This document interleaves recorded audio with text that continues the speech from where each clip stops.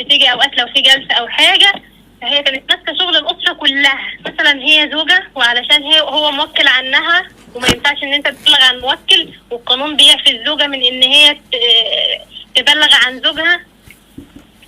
يعني اي حد عرف ان في جريمه او حاجه بيبقى خايف قلقان. السلام عليكم ورحمة الله وبركاته. مرحبا بكم في قناة تكنيكال اند فاني تشانل. النهاردة هتكلم في موضوع قضية طبيب الساحل. القضية دي كل يوم بيظهر فيها معلومات، بصراحة معلومات جديدة جدا، والصح يعني احنا كمقدمين محتوى المفروض علينا ان احنا لما نلاقي اي حاجة ولو صغيرة جدا لازم نقولها.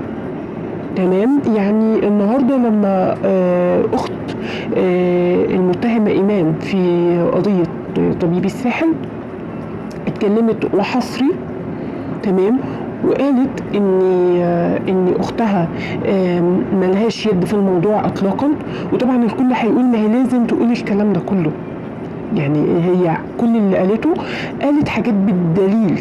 يعني قالت يوم 4 في الشهر حصل كذا، وهي كانت متواجده في مكان كذا، ومن الساعه كذا للساعه كذا. ودي طبعا اللي انا يعني هوضحه لكم في الفيديو، او اكيد انتوا هتسمعوه. برضو قالت ان هي برضو يوم 5 في الشهر حصل كذا كذا كذا، وهي ما كانتش متواجده في المكان. يوم 6 في الشهر هي لما راحت المحكمه وجت بعدها اللي اسمه احمد شحته كلمها، قال لها تعالي، ده انا كان معايا الدكتور اسامه، هو دلوقتي موجود تحت المشمع ولا تحت السجاده. تمام. فهي اختها بتقول ان هي ما كانتش اولا موجوده في مسرح الجريمه، فاذا دي حاجه هي ملهاش علاقه بالموضوع.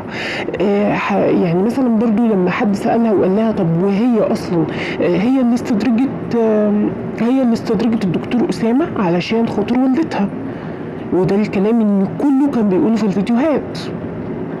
اللي حصل برضو ان هي قالت لا، هي يوم 3 في الشهر كانت قاعده مع احمد شحته وحطها تحت ضغط ان هي تتصل بالدكتور رائد ودكتور اسامه عشان تجيب واحد فيهم. فالدكتور رائد ما جاش، والدكتور اسامه حتى في نفس اليوم برضو ما جاش.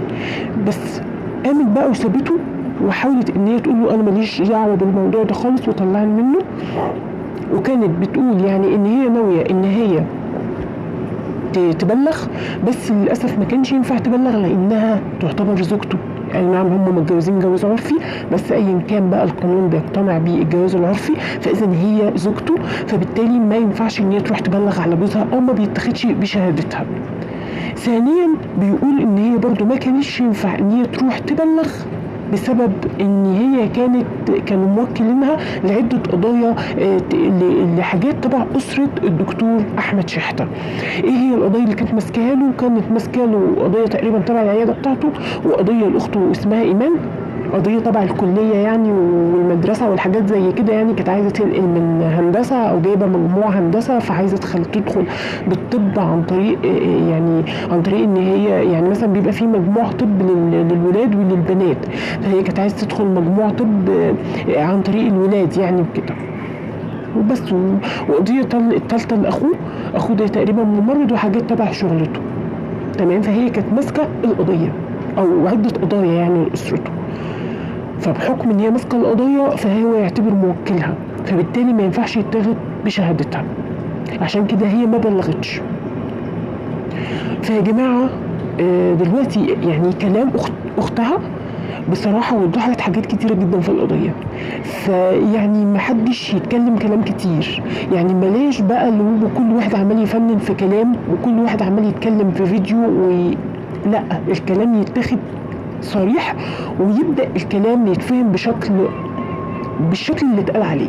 يعني ملاش بقى ايه ان حد يقعد يقول البنت كذا، يعني الله اعلم بجد. يعني انا بعد ما سمعت الكلام ده من اختها وهي بتقول بالدليل ويوم كذا حصل كذا يعني كل الحاجات دي بتحكي فيها، يعني هي مش بتحكي ان هي مثلا كانت عند خالتها مثلا، لا، هي بتقول ان هي كانت في محكمه، هي كانت في مش عارف مشكله ايه، وكانت بتتكلم مع رئيس المباحث، ويعني معنى كده دي حاجات كلها متوثقه مع ناس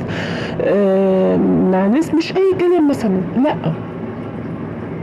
تمام. فدي دلائل مهمه، يعني اذا هي مش متواجده. وفعلا في اثناء رصد الكاميرات، واللي انتوا اكيد شفتوها في الفيديوهات، الفيديو بتاع امبارح، واضح ان هي طبعا طبيعي ما كانتش معاهم اصلا. تمام. حته ان هي كانت عارفه الموضوع وما بلغتش، ممكن فعلا ما تكونش بلغت لسبب لانها برضو محاميه وفاهمه في القانون، فاهمه ان هي ممكن يتاخد بشهادتها امتى وامتى مش هيتاخد بشهادتها. وبرضو على لسان اختها والله اعلم باللي كان في نيتها، فهي بتقول ان هو ما كانتش عايزه هي كانت عايزه تبلغ بس ما حصلش نصيب يعني، او ان الموضوع جه بدري ما لحقتش، فاتصدمت ان هم قتلوا الدكتور اسامه. فيا جماعه في تصريحات جديده جدا بالكلام اللي اختها قالته، في حاجات كتيره جدا توضح الموضوع. الله اعلم، ممكن البنت دي تكون مظلومه، يعني تكون ايمان دي مظلومه.